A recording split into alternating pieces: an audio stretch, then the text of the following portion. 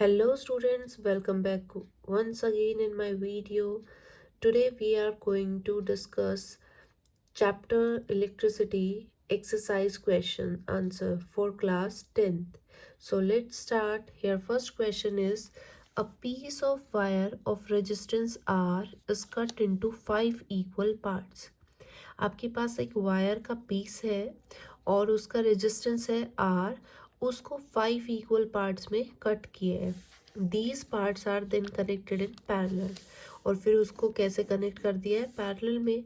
If the equivalent resistance of this combination is R dash, अगर equivalent resistance R dash आता है then the ratio of R upon R dash is, तो R upon R dash का ratio आपको find out करना है. ये आपको ऑप्शंस दिए हुए हैं. बेसिकली क्वेश्चन में क्या कहा गया है, आपके पास एक वायर है जिसका रेजिस्टेंस आर है, उसको 5 इक्वल पार्ट में कट किया, ठीक है.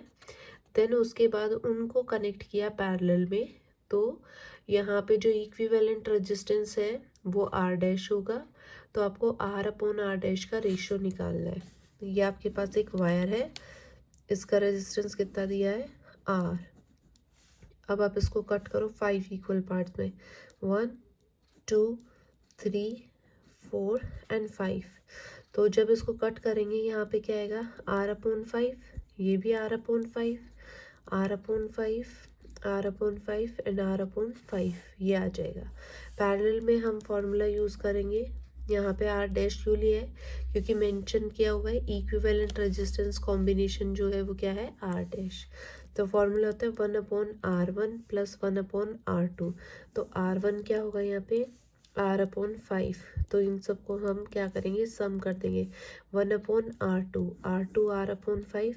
तो इसको इस तरीके से आप क्या करोगे 5 टाइम्स लिख दोगे, ठीक है.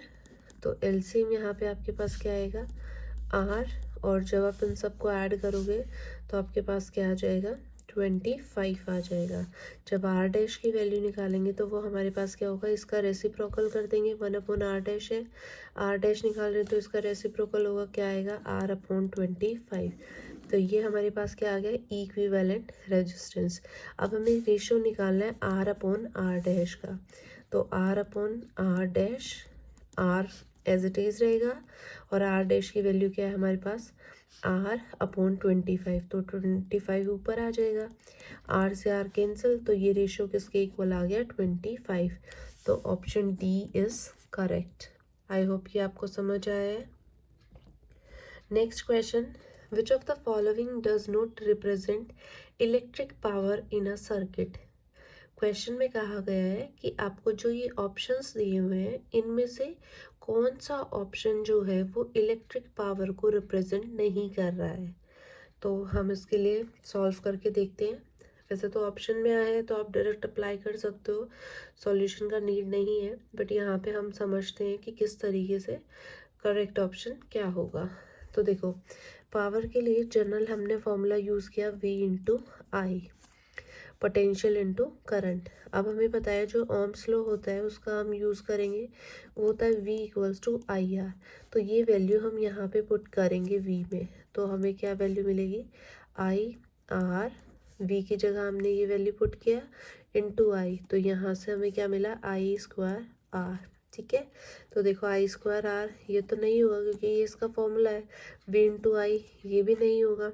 अब नेक्स्ट हम क्या करेंगे V equals to I R, इसी से हम I की वैल्यू फाइंड आउट करेंगे. तो I इक्वल्स टू क्या बनेगा V अपॉन आर, और इस I की वैल्यू को हम अब यहाँ पुट करेंगे.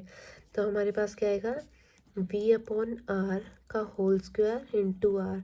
तो उसको हम लिखेंगे V का square upon R square into are.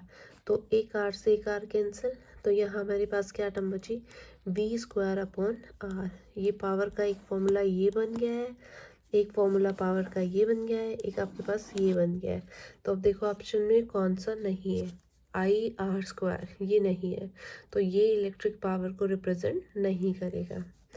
बाकी सारे फॉर्मूले हमने यहाँ पे ड्राइव किए हैं तो वो इलेक्ट्रिक पावर को रिप्रेजेंट कर रहे हैं. आई होप आपको ये क्लियर होगा. अगर कोई भी डाउट है तो आप कमेंट सेक्शन में लिख सकते हैं. Till then revise this video and bye bye.